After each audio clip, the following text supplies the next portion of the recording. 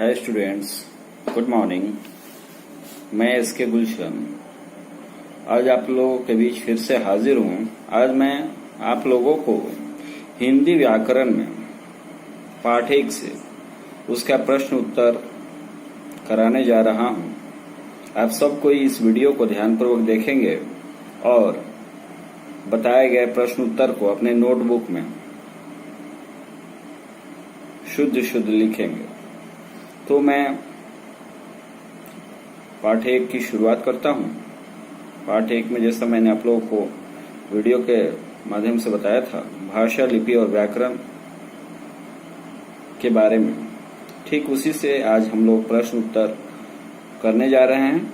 तो आइए देखते हैं। पहला नंबर 1 में है, दिए गए प्रश्नों के उत्तर दीजिए।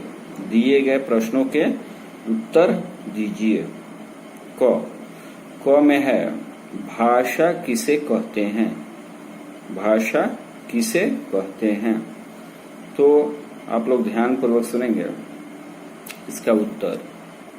भाषा वह साधन है, भाषा वह साधन है जिसके द्वारा हम अपने विचारों एवं भावों को दूसरों के सम्मुख प्रकट करते हैं और दूसरों के विचारों एवं भावों को सुनते व समझते हैं। एक बार फिर से देखिए, भाषा किसे कहते हैं?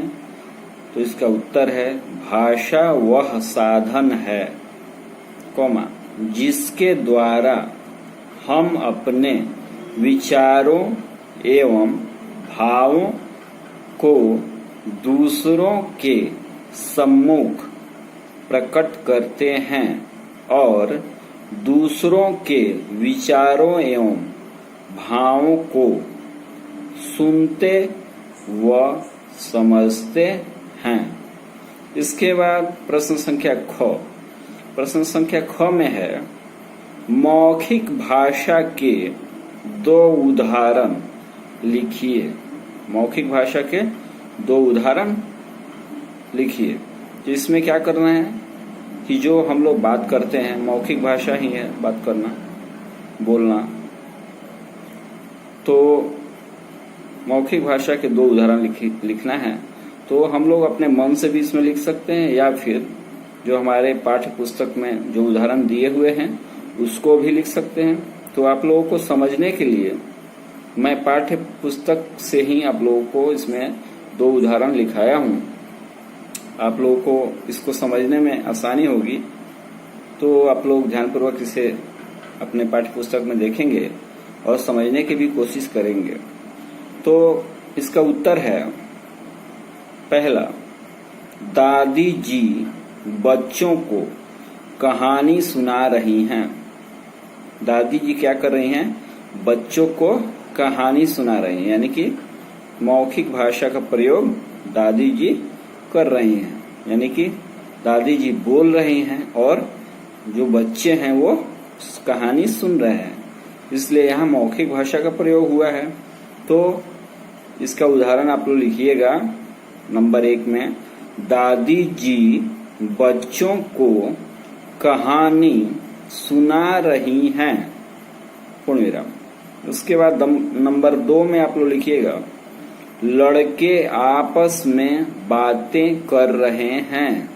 लड़के क्या कर रहे हैं? आपस में बातें कर रहे हैं, यानी कि मौखिक भाषा का प्रयोग कर रहे हैं कि मुंह के द्वारा बोल रहे हैं, यानी मौखिक भाषा हुआ। तो लड़के आपस में बातें कर रहे हैं। समझ गए आप लोग? इसके बाद जो प्रश्न आता है, प्रश्न संख्या ग, लिपि किसे कहते हैं? तो इसको देखिए, लिपि किसे कहते हैं? तो भाषा को लिखने के लिए, किसको लिखने के लिए? भाषा को लिखने के लिए कुछ चिन्ह निर्धारित किए गए हैं। जो भाषा है उसको लिखने के लिए कुछ चिन्ह निर्धारित किए गए हैं।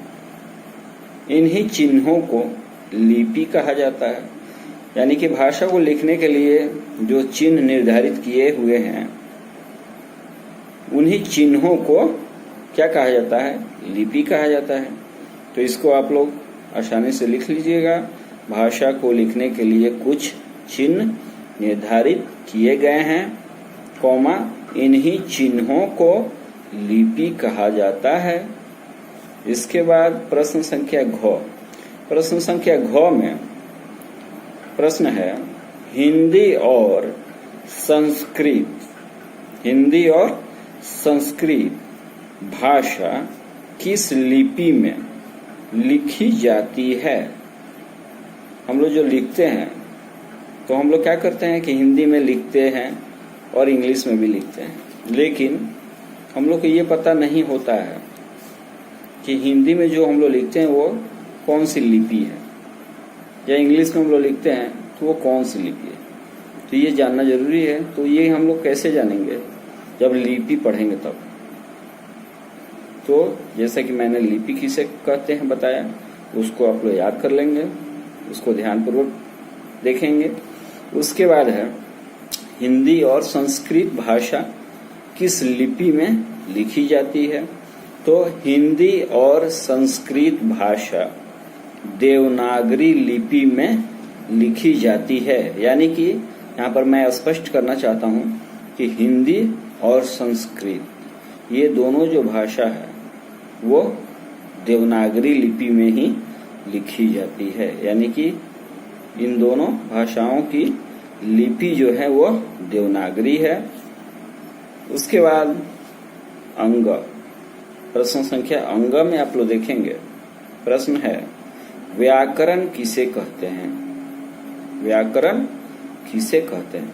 तो आइए हम देखते हैं कि व्याकरण किसे कहते हैं। तो व्याकरण हमें भाषा की शुद्धता का ज्ञान कराता है। व्याकरण से क्या होता है कि भाषा की शुद्धता का हमें ज्ञान होता है कि भाषा शुद्ध है या अशुद्ध है। तो भाषा की शुद्धता का ज्ञान हमें कैसे होगा? तो भाषा की शुद्धता का ज्ञान हमें व्याकरण से होगा। ठीक, इससे हम भाषा को शुद्ध रूप से लिखना, बोलना और पढ़ना सीखते हैं। व्याकरण से क्या करते हैं कि भाषा को शुद्ध रूप से लिखना, बोलना और पढ़ना हम सीखते हैं। किसके द्वारा?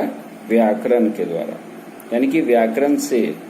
ठीक है, तो आइए व्याकरण किसे कहते हैं, इसका उत्तर एक बार फिर से मैं आप लोगों को बताता हूं। व्याकरण हमें भाषा की शुद्धता का ज्ञान कराता है, पूर्ण विराम।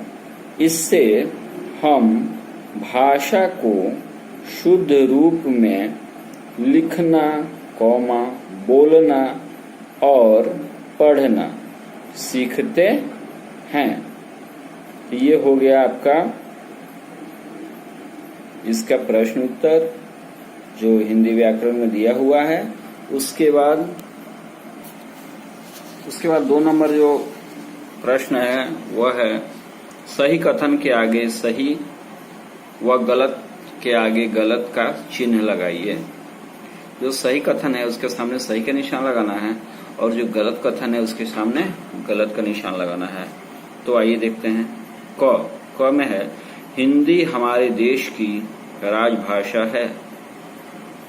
ये सही है, इसके सामने आप लोग सही का निशान लगाएंगे। उसके बाद ख है, सभी भाषाओं की लिपि एक जैसी होती है। तो सभी भाषाओं की लिपि एक जैसी होती है? नहीं, ये गलत है। उसके बाद ग है, बोली को भाषा कहा जा सकता है। बोली को भाषा कहा जा सकता है, सही है। उसके बाद घ है, हमारे देश में 22 भाषाओं को मान्यता मिली है। कितने भाषाओं को? 22, सही है। उसके बाद अंग में है, व्याकरण से हमें शुद्ध पढ़ने लिखने और बोलने का ज्ञान मिलता है, ये भी सही है। उसके बाद आइए नीचे देखते हैं नंबर 3 में रिक्त स्थानों की पूर्ति कीजिए। पहला क है, खाली स्थान और खाली स्थान भाषा के दो रूप हैं। तो पहले आप लोग इसमें लिखिएगा मौखिक और लिखित भाषा के दो रूप हैं। उसके बाद ख में है संस्कृत भाषा की लिपि खाली स्थान है, यानी कि संस्कृत भाषा की लिपि देवनागरी है। ग प्रश्न संख्या ग में देखिए खाली स्थान है, उसके बाद हमें भाषा के शुद्ध रूप का ज्ञान कराता है। इसमें होगा व्याकरण। व्याकरण हमें भाषा के शुद्ध रूप का ज्ञान कराता है। उसके बाद भ व्याकरण के खाली स्थान भाग होते हैं, तो व्याकरण के 3 भाग होते हैं। उसके बाद अंग देखिए आप लोग, हमारे देश की राजभाषा खाली स्थान है। हमारे देश की राजभाषा हिंदी है। हमारे देश की राजभाषा हिंदी है। उसके बाद नंबर 4 में है निम्नलिखित भाषाओं की सही लिपि के आगे शुद्ध सही का चिन्ह लगाइए। जो भाषा दिया हुआ है उसके सामने जो लिपि है उसके सामने सही का निशान लगाना है। तो आइए देखते हैं। पहला है क पंजाबी का गुरुमुखी होगा, उसके सामने सही का निशान आप लोग लगाइएगा। ख में है बंगला का होता है बंगाली के सामने आप लोग सही का निशान लगाइएगा। उसके बाद है ग हिंदी का सही होगा यहाँ पे देवनागरी। हिंदी की लिपि जो है वो देवनागरी है, इसलिए देवनागरी के सामने आप लोग सही का निशान लगाइएगा। उसके बाद घ है उर्दू का होता है फारसी के सामने आप लोग सही का निशान लगाइएगा। उसके बाद नंबर 5 में आता है सही विकल्प पर सही का चिन्ह लगाइए। सही विकल्प जो दिए गए हैं उनके सामने सही का चिन्ह लगाना है। तो क सांकेतिक भाषा किससे ज्ञात होती है? बोली द्वारा, संकेतों द्वारा, लिपि द्वारा। इसका सही उत्तर होगा संकेतों द्वारा। उसके बाद प्रश्न संख्या ख अंग्रेजी भाषा की लिपि का नाम क्या है? इसका उत्तर होगा रोमन के सामने आप लोग सही का निशान लगाइएगा। उसके बाद प्रश्न संख्या ग है हमारे देश में कितनी भाषाओं को मान्यता मिली हुई है? इसका उत्तर होगा 22 यानी 22। इसके सामने आप सही का निशान लगाएंगे। उसके बाद घ में है व्याकरण के कितने भाग होते हैं? तो व्याकरण के 3 भाग होते हैं। इसके सामने आप सही का निशान लगाइएगा। उसके बाद नंबर 6 में है चित्र देखकर बताइए कि यहाँ भाषा के कौन से रूप का प्रयोग हो रहा है। इसको आप लोग को अपने से भर लेना है, जैसे कि मैंने पहले वीडियो में बताया है। चलिए, आशा करता हूँ अवश्य आप लोग समझ पाएंगे। अभी आप लोगों को मैं इसका प्रश्न उत्तर दिखा रहा हूँ। इस वीडियो के अंत में या शुरुआत में आप लोगों को प्रश्न उत्तर दिखाया जा रहा है, उससे आप लोग देख करके अपने नोटबुक में लिख लेंगे। आशा करता हूँ इस वीडियो के माध्यम से आप लोग अवश्य ही प्रश्न उत्तर को समझ पाएंगे। फिर हम लोग मिलते हैं नेक्स्ट वीडियो के साथ। तब तक धन्यवाद।